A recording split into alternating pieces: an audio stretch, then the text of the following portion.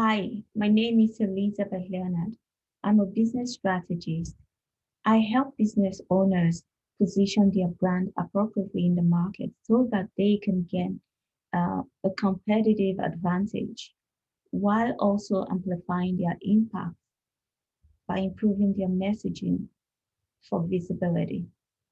So I have worked for businesses in different industries, like the health industries. I've assisted life coaches, social media enterprise, social media managers. Sorry, I have also assisted people in the construction industry, and yeah, I've taught copywriting. So today I will be talking about how to choose the right strategy for your business. I've noticed that a lot of people struggle with identifying the right strategy for their business because we are bombarded by so many informations on the internet, so many information on the internet, and we experience a shining object syndrome where we try one tactic that one person discovered or one person shared, and we tried that, and we never waited for us to see if it's going to work or if it's going to be effective for our business before we try another one. When we see another information, we read a lot of blogs, articles, we bought courses, and we are so overwhelmed by all of this information, tactics, and strategies, and we do not even know which one is most suitable for our kind of business. And it's okay if you're in that level. If you're at that level now, it's fine to be there because you're not alone. So, business strategy is all about how you position your business to gain a competitive advantage. It's the big picture of your goal, but this means the decision for you as the business owners will be how you allocate your resources, how you build a plan, and anticipate what to come. But for you to choose the right strategy or make a strategic decision that will be good for your business, you need to factor in some things, such as ask yourself um, some questions. And if you have a team, you need to ask yourself some questions that will guide you towards what you want to achieve. Like, who are we?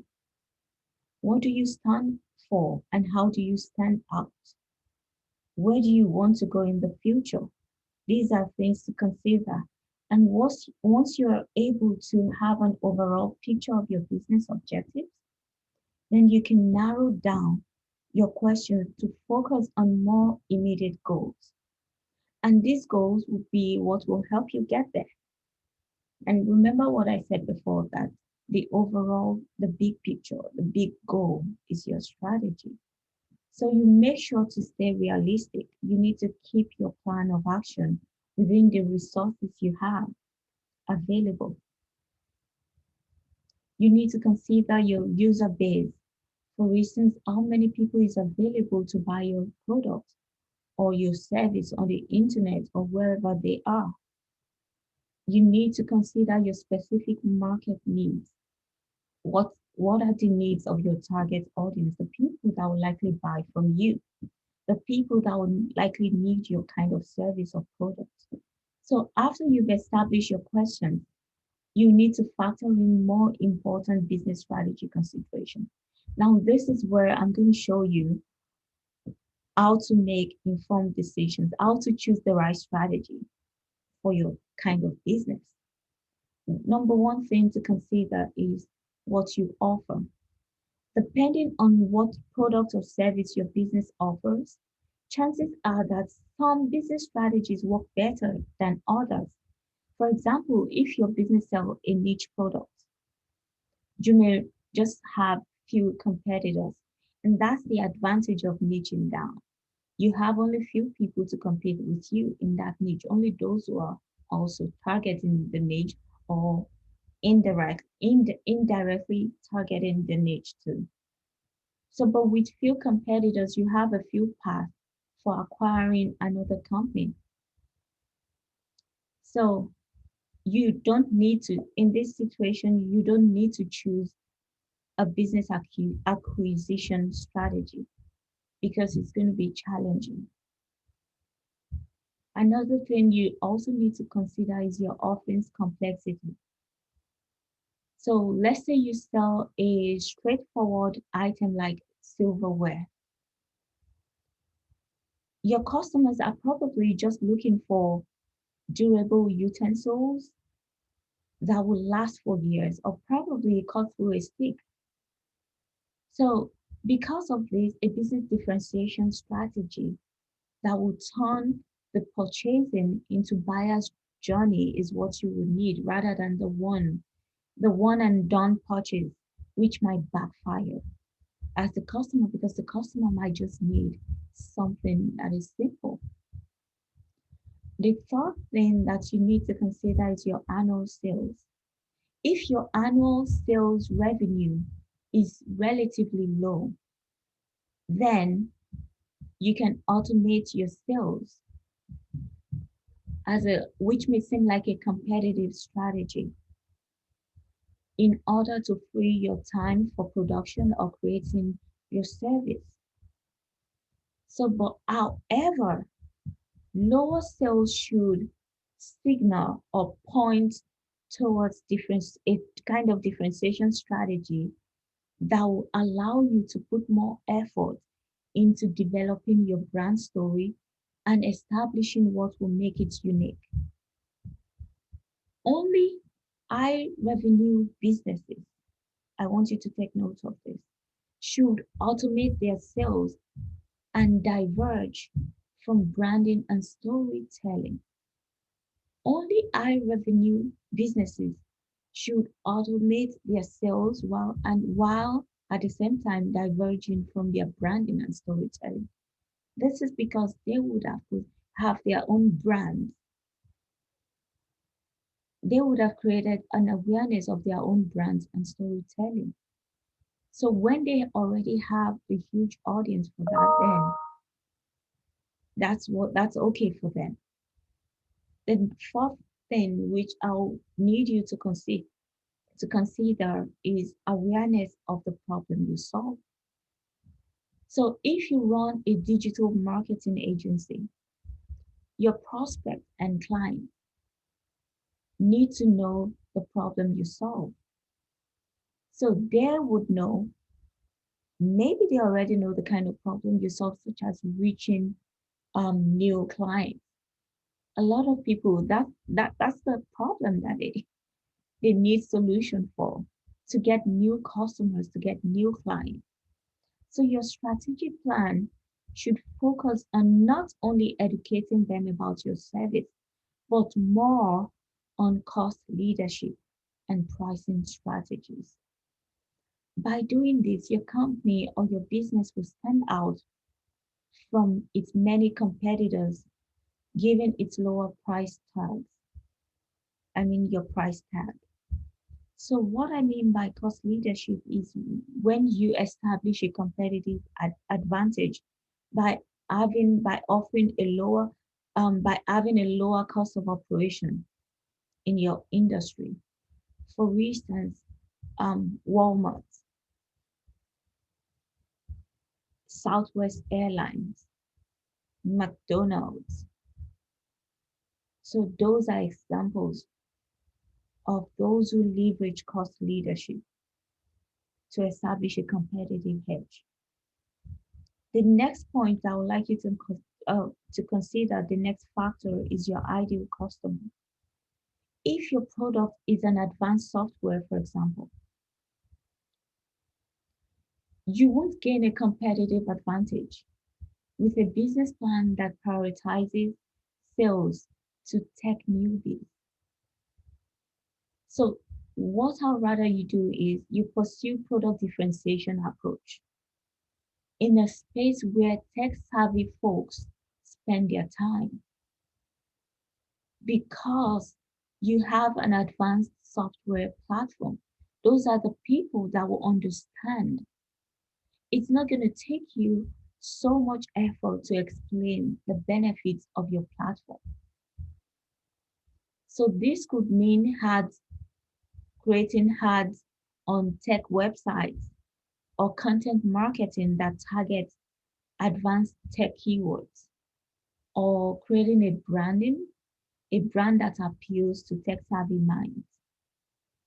Another thing that I would like you to consider is the state of your industry. As technology, consumer interest, and social value changes. As technology, consumer interest, and social values change, all industry will face more or fewer threats to their existence. And we are seeing that now. So instead of running away from these threats, you need to harness them for your business strategy. For example, you can start offering um, the scary industry threatening technology early on to grab ample market share so that you can have a mind share in your market. It's like you priming, preparing your prospect, your target audience for the products that you want to release, you want to launch. So if you play your cards right, you could be primed for long-term success. Another thing that I would like you to consider, another fact point is how your customers or how your clients buy products. Traditional business model is different. That's when business owners have a storefront, a brick and mortar, to easily connect consumers or their customers with their products. But with the rise of e-commerce, and your target audience might just have little interest in making purchases online. I mean, in person. That's why when devising your business strategy, you should think about your consumers, your clients, or your customers, their usual purchasing channels. Where do they buy? Where do they congregate? Where do they first look to check products? Is it on eBay? Is it on Shopify? Is it on Facebook? Do they first ask among a Facebook community or LinkedIn community? Do they ask their families and friends? But where do they first go to check? Because you will need to factor in the buyer's purchasing journey. And then you prioritize sales through those channels where they buy. Is it on Amazon? So your unique value proposition is the next thing that you should consider when making a strategic decision or when deciding on a business strategy.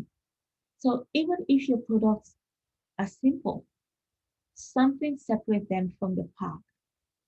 Otherwise, you might not have started a business. So think about it like this. Your product likely address the business objectives through some distinct features. So any marketing campaign you roll out as part of the business strategy should emphasize these values. And I'll say that you emphasize the benefits. The next people that you need to consider are your competitors. As you analyze your unique value proposition, you would naturally find yourself looking at what your competitors do that you do not. So you can also use your findings to create a strong business strategy. Anytime you look at your competitors, competitor and wonder why they are not doing something you find to be an obvious step, you can and should take that step yourself in hopes of achieving your own business objectives. And if you have a team, this is the last one that you need to consider, or a group of contractors. After looking outward, you need to look inward. You need to figure out what internal roles you should have to successfully adhere to your strategy and grow your business. As you do so, determine how much money you can pay new contractors or employees. Hiring people can be expensive, but if you hire the right people for the right roles, every paycheck you cut could lead to even more revenue to cover. Now, I hope you've learned how you can choose the right strategy for your business. Feel free to send me email on www.oliveconsulting.org and I will reach out to you. Feel free to reach out to me or you send me message on Instagram. My name is Elizabeth Leonard. My Instagram handle is Elizabeth Leonard 101. Thank you for your time and I hope this is useful for you.